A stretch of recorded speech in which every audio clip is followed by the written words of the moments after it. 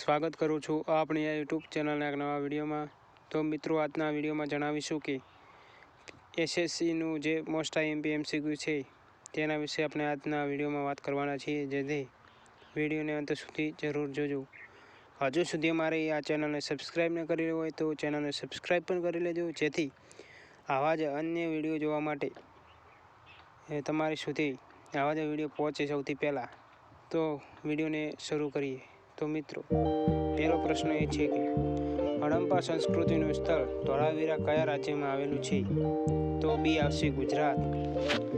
બીજો પ્રશ્ન એ છે કે ગૌતમ બુદ્ધ પોતાનો પ્રથમ ઉપદેશ કયા સ્થળે આપ્યો હતો? તો સારનાથ, સી। ત્રીજો પ્રશ્ન એ છે કે મહાભારતના રચયિતા કોણ છે? વેદ વ્યાસ, ડી। ચોથો, ગુપ્ત યુગના કયા સમ્રાટને કવિરાજનું બિરુદ મળ્યું છે? સી, સમુદ્રગુપ્ત। પ્રશ્ન 5, દિલ્હી સલ્તનતનો પ્રથમ મહિલા શાસક પ્રશ્ન 5, દિલ્હી સલ્તનતનો પ્રથમ મહિલા શાસક કોણ હતી? તો સી આવશે, રઝિયા સુલતાન। પ્રશ્ન 6, મુગલ શાસન દરમિયાન કઈ ઇમારતને સફેદ આરસ પહાડનું સ્વપ્ન કહેવામાં આવે છે? તો તાજમહેલ। પ્રશ્ન 7, ઈસવીસન 1857ના સંગ્રામના ગુજરાતના મુખ્ય નેતાઓમાં કોનો સમાવેશ થાય છે? તો નાના સાહેબ પેશવા, ડી, સી। પ્રશ્ન નંબર 8, મહાત્મા ગાંધી એ દક્ષિણ આફ્રિકાથી કયા વર્ષ ભારત પર પરત ફર્યા હતા? સી, 1915માં। પ્રશ્ન 9, સ્વરાજ મારો જન્મસિદ્ધ અધિકાર છે આ સૂત્ર કોણે આપ્યું હતું? બાળ ગંગાધર તિલકે। જવાબ નંબર બી। પ્રશ્ન 10, જલિયાવાલા બાગ હત્યાકાંડ કયા વર્ષ થયો હતો? તો 1919માં, બી। પૃથ્વીનું કેટલા ટકા પર જમીન ભૂમિ છે? તો 29%, સી। વિશ્વનો સૌથી ઊંચો પર્વત શિખર માઉન્ટ એવરેસ્ટ કયા દેશમાં આવેલું છે? તો નેપાળ, સી। ભારતની પ્રમાણભૂત સમયરેખા કયા રેખાંશ પરથી પસાર થાય છે? ડી, 82.5 પૂર્વ। પ્રશ્ન 14, બ્લેક સોઇલ કાળી જમીન બીજા કયા નામથી ઓળખાય છે? તો રેગુલ જમીન, સી। ભારતમાં કયા રાજ્યમાં સૌથી વધુ ચોખ્ખા ડાંગરનું ઉત્પાદન થાય છે? તો સી, પશ્ચિમ બંગાળ। વિશ્વનો સૌથી મોટો મહાસાગર કયો છે? ડી, પ્રશાંત। પ્રશ્ન 17, ભારતમાં ચોમાસાની શરૂઆત કયા રાજ્યમાંથી થાય છે? કેરળ, બી। કચ્છના નાના રણમાં કયા પ્રાણીનું અભયારણ્ય આવેલું છે? સી, ગુડખર। 19, પૃથ્વીના વાતાવરણમાં નાઇટ્રોજન વાયુનું પ્રમાણ કેટલું હોય છે? 78%। કયો અક્ષાંશ ભારતની મધ્યમાંથી પસાર થાય છે? ડી, કર્કવૃત। પ્રશ્ન નંબર 21, ભારતની બંધારણીય ખરડા સમિતિના અધ્યક્ષ કોણ હતા? ડોક્ટર બી.આર. આંબેડકર। ભારતના કયા દિવસને પ્રજાસત્તાક દિવસ તરીકે ઓળખવામાં આવે છે? 24 જાન્યુઆરી।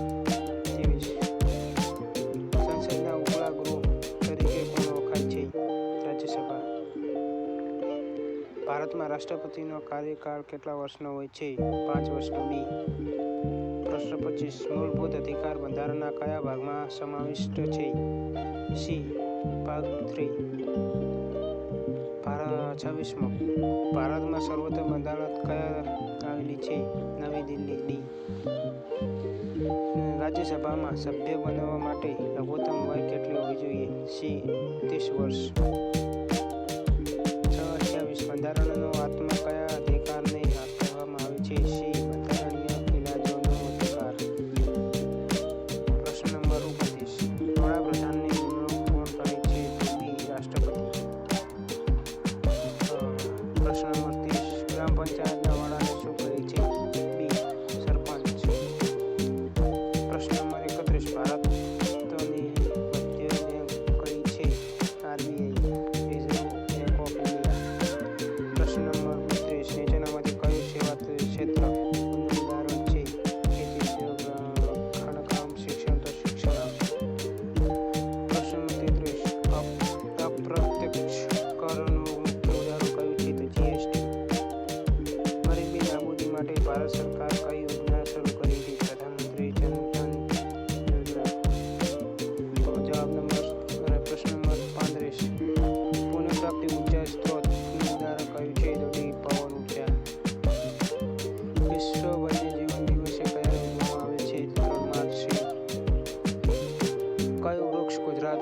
વૃક્ષ છે તો વડ.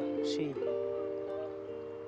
ઓઝોન સ્તરમાં ઘટાડો થવાથી પૃથ્વી પર કયા કિરણોનું પ્રમાણ વધે છે? તો સી આવશે, અલ્ટ્રાવાયોલેટ.